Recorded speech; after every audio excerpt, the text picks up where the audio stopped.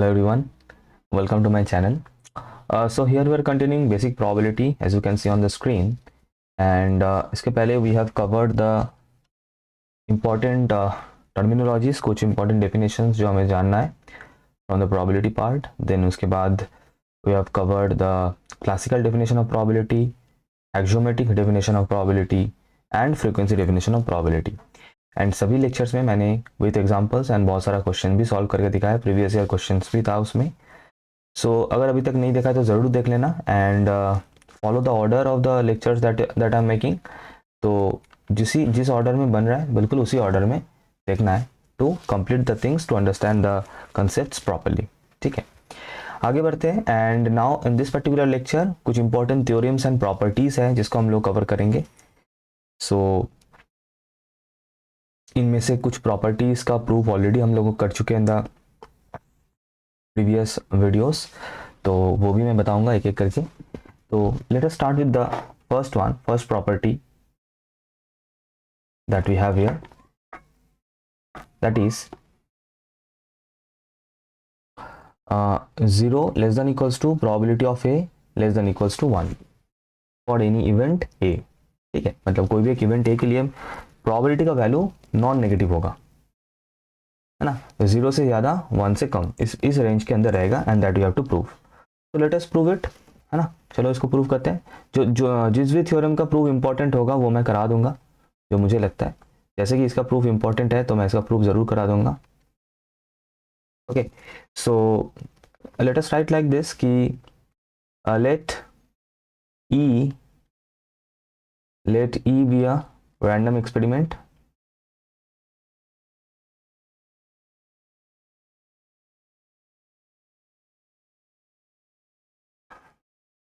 that is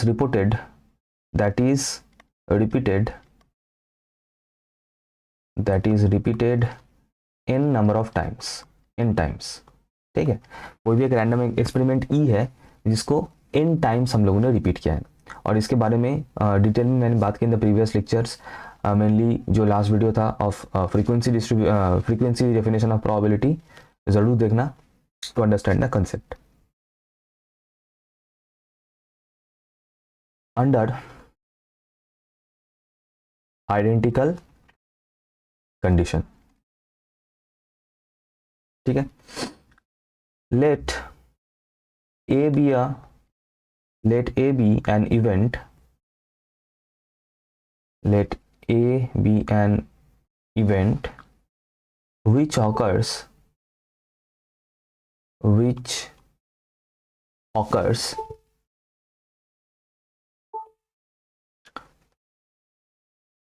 अच्छा, which occurs in A times. ठीक है, then we have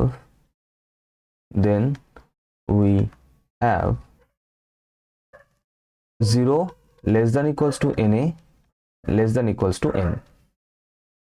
अच्छा, इसका मैं क्या मतलब क्या, थोड़ा सा एक एग्जांपल देके बता देता हूँ. मान लो एक कॉइन टॉस हो रहा है, एक रैंडम एक्सपेरिमेंट है ई, दैट इज एक रैंडम एक्सपेरिमेंट है ई दैट डिनोट्स कॉइन टॉस. मान लो एक साथ 2 कॉइन टॉस किया जा रहा है, we are tossing 2 coins together. तो उसका जो सैम्पल स्पेस होगा that I have discussed many times in the first lecture of this series, जो सैम्पल स्पेस होगा दोनों में हेड हो सकता है, या फिर फर्स्ट कॉइन में हेड सेकंड कॉइन में टेल, या फिर फर्स्ट कॉइन में टेल सेकंड कॉइन में हेड, या फिर दोनों में हेड. एंड मैं एक इवेंट कंसिडर कर रहा हूँ, एंड एक इवेंट ए मैं कंसिडर कर रहा हूँ, ए इवेंट जिसको इस तरीके से डिनोट किया जा रहा है कि both the outcome will be same, either it will be head और इट विल बी टेल. तो ए सेट में कौन कौन सा एलिमेंट्स रहेगा, यहाँ से 2 एलिमेंट्स रहेगा, दैट इज दिस वन. तो ये एग्जाम्पल मैंने क्यों दिया, ये दिखाने के लिए जो मेन सैम्पल स्पेस है, जो इवेंट का जो सैम्पल स्पेस है इसमें इसका जो नंबर ऑफ एलिमेंट्स है उसको जनरली हम लोग n से डिनोट करते हैं. n equals to 4 in this case, क्योंकि 1 2 3 4 total 4 elements are there in the set. And NA से हम लोग मेनली जो इवेंट है उसका इवेंट स्पेस में कितने पॉइंट्स है उसको डिनोट करते हैं. For example 2 in this case, 1 and 2. तो कहने का मतलब NA का वैल्यू जो कि 0 से ज़्यादा तो हमेशा होगा, एंड उसके साथ क्योंकि इम्पॉसिबल इवेंट नहीं है तो एक इवेंट है तो ग्रेटर देन इक्वल्स टू 0 तो डेफिनेटली होगा, लेकिन n से कम होगा, less than equals to n होगा, है ना, n से ज़्यादा नहीं, हाँ n इक्वल्स टू n हो सकता है, चारों एलिमेंट्स रह सकते हैं इन दैट, बट 4 से ज़्यादा नहीं ऑब्वियसली, है ना। ओके सो अच्छा, सो दिस इज द थिंग। अब क्या करना है, ये जो हम लोगों ने लिखा है इस पे मैं काम करता हूँ, मैं n से डिवाइड कर देता हूँ पूरा ये जो इनइक्वालिटी है, that is 0 by n, n A by n and n by n, पूरा जो इस इनइक्वालिटी को मैंने क्या किया, n से डिवाइड कर दिया ऑल द साइड्स। अब इससे क्या होगा, देखो which implies that 0 by n, 0 को किसी से डिवाइड करो तो 0 ही रहता है, n A by n, sir यही तो डेफिनेशन है किसका, क्लासिकल डेफिनेशन ऑफ प्रोबेबिलिटी, यही तो प्रोबेबिलिटी का डेफिनेशन है, n A by n, and n by n करने से 1 हो जाएगा। तो जो हमें प्रूव करना था वो हम लोगों ने प्रूव कर दिया है, दैट्स इट। जो हमें प्रूव करना था हम लोगों ने प्रूव कर दिया, यही तो था प्रूव करना कि प्रोबेबिलिटी का वैल्यू 1 से 0 से 1 के बीच में रहता है। सो this is the proof is done, that's it, ठीक है। ओके नेक्स्ट क्या है, नेक्स्ट थ्योरम, ये भी बहुत इंपॉर्टेंट है, ये रिजल्ट जो है बहुत यूजफुल है ना, that is probability of S is equals to 1, probability of phi is equals to 0। S is the certain event, phi is the impossible event, ठीक है। ये डिफरेंट टाइप्स ऑफ इवेंट्स, इसका मतलब अगर समझना है, बार बार बता रहा हूँ, तो फर्स्ट वीडियो जरूर देख लेना, उसमें I have discuss different types of events with examples. तो प्रोबेबिलिटी ऑफ एस हमें पता है, एस की सर्टेन इवेंट होता है, तो प्रोबेबिलिटी ऑफ एस क्या हो जाएगा, प्रोबेबिलिटी ऑफ एस हो जाएगा n of S divided by n. तो बेसिकली एन ऑफ एस मतलब एन ही होता है, मतलब सैंपल स्पेस, है ना। देखो एन ऑफ एस मतलब ये जो सैंपल स्पेस है इसका नंबर ऑफ एलिमेंट्स वो तो 4 ही होता है, डिवाइडेड बाय 4 होगा, तो एन बाई एन हो जाएगा, what ever number it is, तो ये तो 1 हो जाएगा, very basic. And five, probability of five, impossible event, impossible event मतलब एन ए बाई एन में, मतलब एन ऑफ फाइव बेसिकली, तो नल सेट है ना, फाइव एम्प्टी सेट, तो five empty set, null set में तो कोई एलिमेंट है ही नहीं, तो 0 बाई एन तो इक्वल्स टू 0। ये मैंने क्या यूज़ किया है, this I here I have use the classical definition of probability, इसीलिए मैं बता रहा हूँ बिल्कुल जिस ऑर्डर में मैं वीडियो बना रहा हूँ, जिस ऑर्डर में लेक्चर को रिलीज कर रहा हूँ, बिल्कुल उसी ऑर्डर में आप लोग देखना है, so that you can be able to understand everything crystal clear, ठीक है। ओके नेक्स्ट चलते हैं, इसका प्रूफ उतना इंपॉर्टेंट नहीं है, सिर्फ इसका रिजल्ट को ध्यान रखना है ना। इसका प्रूफ बेसिकली हमें मिलता है कोई एक और थ्योरम से। So here it is, the theorem says कि if a1 a2 up to an are finite number of events and mutually exclusive, ठीक है, all the events are mutually exclusive, then this is the thing, probability of a1 union a2 union etc this equals to this। ये basically axiom number 3 ही है in the axiomatic definition, इसके बारे में मैंने detail में बात किया है in the axiomatic definition of the probability, इसी प्लेलिस्ट इसी सीरीज का जो सेकेंड थर्ड वीडियो है, that is axiomatic definition of probability, उसमें मैंने डिटेल में बात किया है अबाउट दिस पर्टिकुलर प्रॉपर्टी, सो एक बार जरूर देख लेना, ठीक है। ओके अच्छा ये इंपॉर्टेंट है, इसका प्रूफ भी इंपॉर्टेंट है, total probability theorem, total probability theorem, and इसका प्रूफ 2019-20 का जो पेपर हुआ था उस पेपर में भी आया था। तो क्वेश्चन क्या है, for any two events a1 and a2 may not be mutually exclusive, मतलब एक्सक्लूसिव हो भी सकता है नहीं भी हो सकता है, डजेंट मैटर, हम लोग जनरली म्यूचुअली एक्सक्लूसिव नहीं है यही मान के चलेंगे, क्योंकि म्यूचुअली एक्सक्लूसिव वाला केस नेक्स्ट थ्योरम है, तो हम वो जब करेंगे तब वो देखेंगे। तो क्या है कि probability of A union B और probability of a1 union a2 is equals to this, probability of a1 plus probability of a2 minus probability of a intersection a2, a1 intersection a2,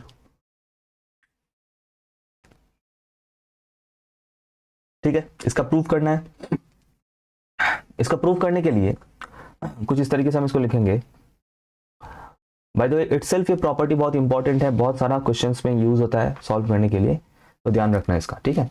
okay तो मैं इसको लिख सकता हूँ, probability of जो LHS है, LHS से स्टार्ट कर रहा हूँ, a1 union a2 is equals to, क्या लिख सकते हैं इसको कुछ इस तरीके से लिख सकते हैं, by using the concept of set theory, probability of a1 union probability of a1 bar intersection A2, ठीक है।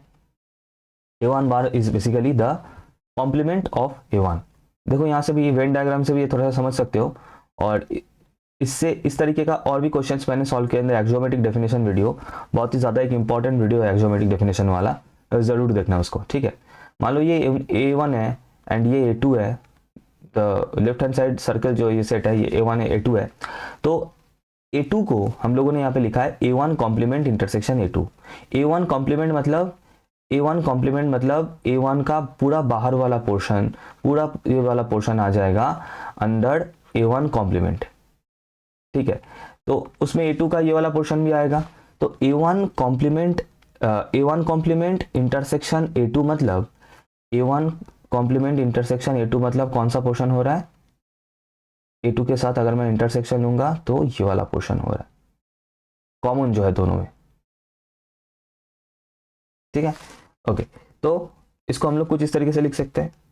ओके, नाउ अब एक चीज ध्यान रखना कि ये वाला जो पोर्शन है, मतलब जो ब्लू मैंने मार्क किया और जो A1 वाला पोर्शन है, दोनों मैं येलो से मार्क कर देता हूँ, दोनों म्यूचुअली एक्सक्लूसिव है। जरा देखना, देखो ये वाला पोर्शन, येलो पोर्शन और ब्लू पोर्शन एक दूसरे के साथ कहीं पर भी ओवरलैपिंग नहीं है। ब्लू वाला पोर्शन और येलो वाला पोर्शन बिल्कुल अलग है एक दूसरे के से, मतलब कोई भी कॉमन एलिमेंट्स इनके बीच नहीं रहेगा। So they are completely exclusive, and that is why I can use axiom number 3 from the axiomatic definition for this set and for this set, that is probability of A1 plus probability of A1 bar intersection A2, ठीक है। if two sets are mutually exclusive then I can write this, हम लोग यहाँ पे लिख देंगे in bracket side में कि since A1 and A1 bar intersection A2 मतलब ब्लू वाला set is A1 and sorry yellow वाला set is A1 and blue वाला set in this Venn diagram is A1 bar intersection A2 are mutually exclusive, that is why I can use the axiom 3 from axiomatic definition of probability equals to, अच्छा फिर से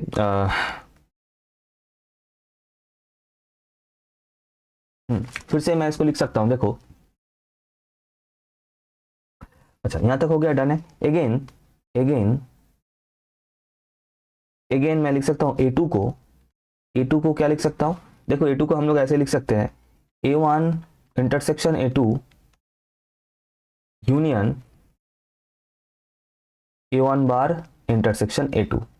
फिर से Venn diagram से समझना, आराम से समझ में आ जाएगा। और इस तरीके का कंसेप्ट यूज करके मैंने एक्सियोमेटिक डेफिनेशन वाला जो वीडियो है उसमें एक क्वेश्चन सॉल्व करके दिखाया है। उसमें ये कंसेप्ट मतलब दो सेट को ऐसे म्यूचुअली एक्सक्लूसिव सेट्स में ब्रेक करके सॉल्व करने का टेक्निक मैंने बताया है। बहुत इंपॉर्टेंट क्वेश्चन है, जरूर देख लेना, मतलब ये और भी अच्छे से समझ में आ जाएगा इन दैट केस। अच्छा, तो अगर मैं अभी दोनों साइड में प्रोबेबिलिटी अप्लाई करूं, probability of A2 is equals to, और ध्यान से देखोगे ये वाला पोर्शन कौन सा है, this is the portion is that is the intersection वाला पोर्शन, बीच में जो कॉमन पोर्शन है वो, ठीक है। मैं मार्क करके दिखा देता हूं। अभी जो मैं पिंक मार्क करूंगा, this is the portion that is A1 intersection A2, ठीक है, दिस इज द पोर्शन। अच्छा, और A1 बार और ये A1 complement intersection A2, A1 complement intersection A2 मतलब ब्लू वाला पोर्शन, जो डायग्राम में ब्लू पोर्शन है अभी भी फिलहाल मार्क किया हुआ, देखो दोनों में क्या कोई कॉमन रीजन है ब्लू एंड पिंक में, no. So these two sets are, मतलब ये वाला सेट एंड ये वाला सेट, ये दोनों आर म्यूचुअली एक्सक्लूसिव। तो again I can use the axiomatic definition that is the third axiom of probability and I can write, तो मतलब बेसिकली ये जो यूनियन साइन है बीच में, इस यूनियन साइन से ब्रेक हो जाएगा by putting up plus sign, that's it.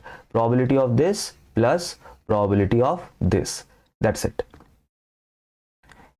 since वही same reason, since these two sets are mutually exclusive, एक ही सेम चीज लिखना है।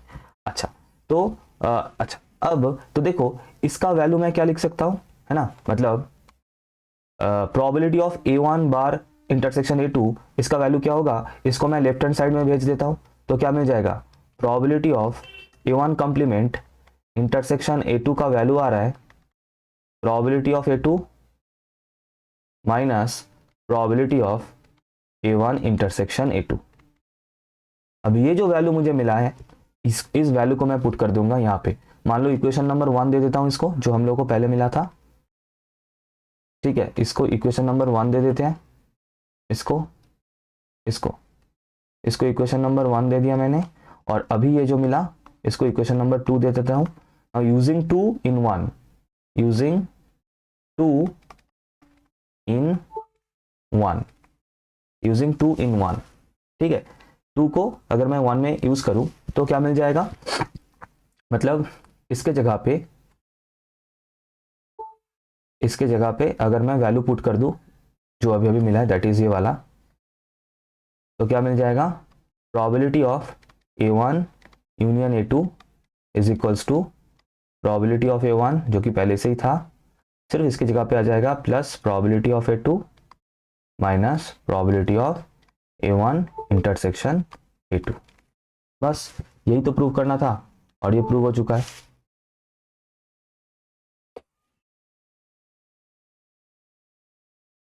ठीक है, क्लियर एवरीवन। तो इसको प्रूव करना है बिल्कुल इसी तरीके से, we have to prove this. ठीक है, for 5 marks, very very important prove है। Okay, next theorem number 5।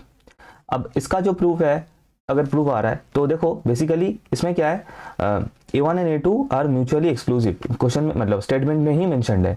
और अगर they are mutually exclusive then क्या होगा, if A1 A2 are mutually exclusive events, तो ये जो स्टेटमेंट था इसमें ये वाला पोर्शन गायब हो जाएगा, ये वाला पोर्शन गायब हो जाएगा। क्यों? क्योंकि in that case A1 intersection A2 will be 5। कहने का मतलब अगर इसको प्रूव करना है, इसको प्रूव करने के लिए पहले पूरा जो लास्ट वाला स्टेटमेंट है इसको पूरा प्रूफ करना है। लास्ट वाला स्टेटमेंट, लास्ट वाला थ्योरम मतलब theorem number 1 sorry theorem number 4 को पूरा प्रूफ करना है। उसको प्रूफ करने से तुम लोगों को क्या मिल जाएगा, यही रिजल्ट मिल जाएगा, थ्योरम 4 वाला रिजल्ट मिल जाएगा, that is probability of A1 plus probability of A2 minus probability of A1 intersection A2। अब इसमें डिफरेंस क्या है, इसमें क्वेश्चन में मेंशन्ड है, स्टेटमेंट में मेंशन्ड है कि A1 and A2 are mutually exclusive event, मतलब A1 एंड A2 का इंटरसेक्शन इज इक्वल्स टू 5।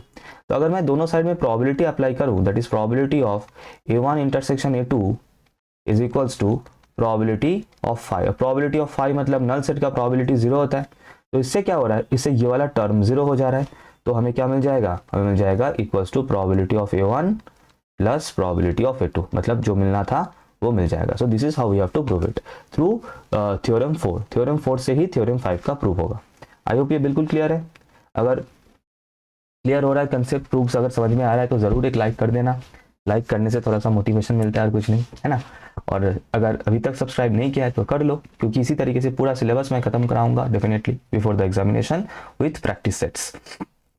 अच्छा, थ्योरम नंबर 6, ये लाइक अभी तक हम लोग जो कर रहे थे, दोज वेर फॉर, मैं थोड़ा सा हट जाता हूँ, those were for two events at a time, A1 and A2 के लिए हो रहा था इन ऑल द केसेस। अब इसमें क्या हो रहा है, दिस इज फॉर 3 सेट्स। अगर 3 सेट्स गिवन है टोटल एक साथ, A1 A2 A3, तो जो ये स्टेटमेंट बनेगा टोटल प्रोबेबिलिटी थ्योरम का, उसी का ही ये वेरिएंट है 3 इवेंट्स वाला। तो इसका प्रूफ नहीं चाहिए, इसका सिर्फ स्टेटमेंट हमें याद रखना है in order to solve questions, अगर क्वेश्चन में तीनों इवेंट्स को एक साथ डील करना हुआ तो, और कुछ नहीं। ठीक है, आई होप ये बिल्कुल क्लियर है। एक बार जरा देख लो और नोट कर लेना थ्योरम नंबर 6 को फॉर क्वेश्चन सॉल्विंग। अच्छा, ये वाला जो है, this I have already proved, already done, proved in the video of axiomatic definition, इसलिए मैं दोबारा नहीं करा रहा हूं। Already proved in the video of axiomatic definition of probability. Link दिख रहा होगा आई बटन पे, अभी एक लिंक एक आ रहा होगा, उस पर क्लिक करो and you will directly go to the video. ठीक है, तो उसमें I have proved this. Question में फर्स्ट जो क्वेश्चन कर रहा है उसमें दिस क्वेश्चन वाज देयर। अच्छा, एंड अच्छा then what we have here कि theorem number 8, that is if A1 A2 up to AN are mutually exclusive and exhaustive events then this। अब देखो मेरे पास क्या था, मेरे पास ये वाला रिजल्ट था, है ना, फ्रॉम थ्योरम नंबर 3। इस रिजल्ट को अगर मैं वहां पे लिखूं, क्योंकि यहाँ पे भी mutually exclusive, pair wise mutually exclusive, ये तो क्वेश्चन में मेंशन था। एक और यहाँ पे एक और कंडीशन ऐड हुआ, दैट इज एग्जॉस्टिव इवेंट्स। तो पहले मैं थ्योरम नंबर 3 का ये रिजल्ट यहाँ पे मैं लिख देता हूँ फॉर म्यूचुअली एक्सक्लूसिव इवेंट्स। क्या था? Probability of A1 union A2 union up to dot dot dot union AN is equals to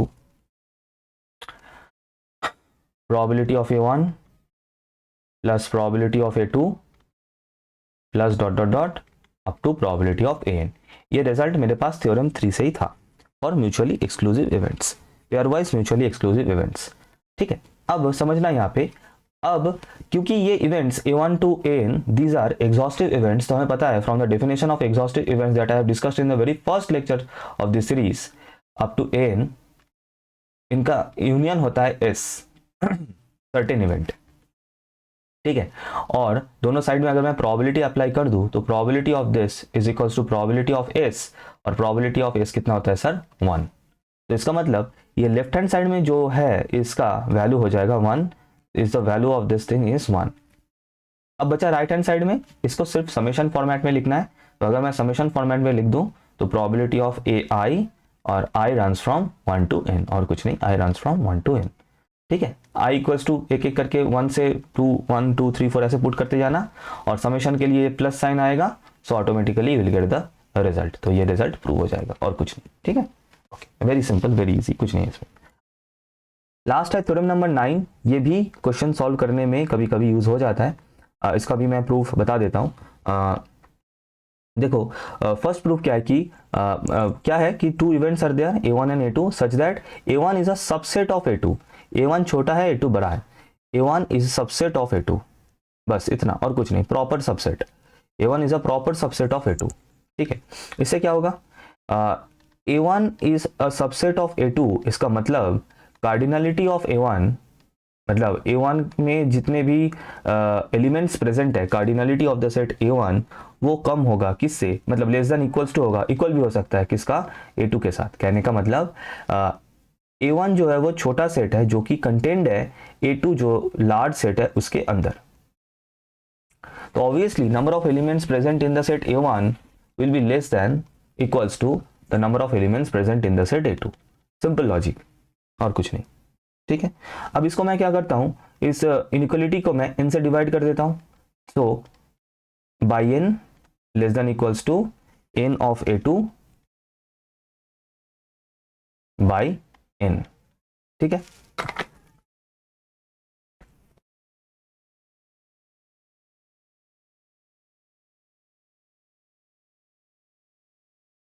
ठीक है। अच्छा, n of A1 by n from the classical definition of probability, यही तो है probability of A1 less than equals to probability of A2। बस simple, proved, done, right. Okay, अच्छा, एक और नंबर 2, इसका एक और रिजल्ट भी हमें मिल सकता है, दैट इज दिस वन। इसको प्रूव करने के लिए again let us start with the same thing, इसी से स्टार्ट करते हैं। ये एक काम करता हूँ, ये नंबर 1 कर देता हूँ और इंक चेंज कर लेता हूँ so that when you see it later समझ में आ जाएगा आसानी से। ब्लैक कर लेते हैं।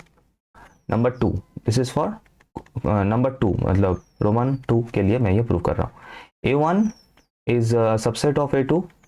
ठीक है, तो अगर ऐसा है तो हम लोग लिख सकते हैं इससे A2 is equals to A1 union A2 minus A1। ठीक है, समझना, A2 को हम लोग ऐसे आराम से लिख सकते हैं। मतलब क्या हो रहा है? A2 माइनस A1, हाँ right. So A2 equals to A1 union A2 minus A1। वही सेम वेन डायग्राम का कंसेप्ट यूज करके ही हम ये लिख सकते हैं। ठीक है, अच्छा, अब देखो इंडिविजुअली A2 माइनस A1 मतलब A2 से A1 को अगर मैं निकाल दूं तो जो पोर्शन हो रहा है दैट इज ये बाहर का पोर्शन जो मैं अभी ब्लैक कलर से मार्क कर रहा हूं, ये वाला पोर्शन, एंड A1 का जो अंदर का पोर्शन है, ऑब्वियसली ये दोनों एक दूसरे से म्यूचुअली एक्सक्लूसिव है, डिसजॉइंट है, कोई भी कॉमन एलिमेंट्स नहीं मिल सकता है। जो एलिमेंट्स A1 के बाहर है वो कैसे कॉमन हो सकता है A1 के अंदर वाले एलिमेंट्स के साथ? So basically this set and this sets are mutually exclusive. तो अगर मैं इनके ऊपर प्रोबेबिलिटी यूज कर दूं, that is probability of A2 equals to by using the axiom number 3 of the axiomatic definition, we can write this, right? और अगर मैं इसको अभी लेफ्ट हैंड साइड में लेके चले जाऊं तो यहाँ से मुझे क्या मिल जाएगा, probability of A2 minus probability of A1 is equals to probability of A2 minus A1. बस यही तो प्रूव करना था, थोड़ा सा इधर उधर कर लेना है और कुछ नहीं, प्रूव्ड, डन, ठीक है। ओके, सो बस इतना ही था यहाँ से from this part, that is the important theorems and properties of probability. अगर अच्छा लगे, समझ में आए कंसेप्ट, तो एक लाइक ज़रूर कर देना, सब्सक्राइब कर लेना अगर अभी तक नहीं किया है तो, क्योंकि मैं ये सीरीज पूरा प्रोबेबिलिटी एंड स्टैटिस्टिक्स पूरा कंप्लीट कराऊंगा with all the previous year questions as practice sets, and yes very soon पूरा कंप्लीट होगा। सो इस वीडियो के लिए इतना ही, नोट करते चलना सभी, क्योंकि क्वेश्चन जब हम लोग सॉल्व करेंगे यही प्रॉपर्टीज यूज होगा उसमें। एंड मिलते हैं नेक्स्ट वीडियो में। Thank you everyone.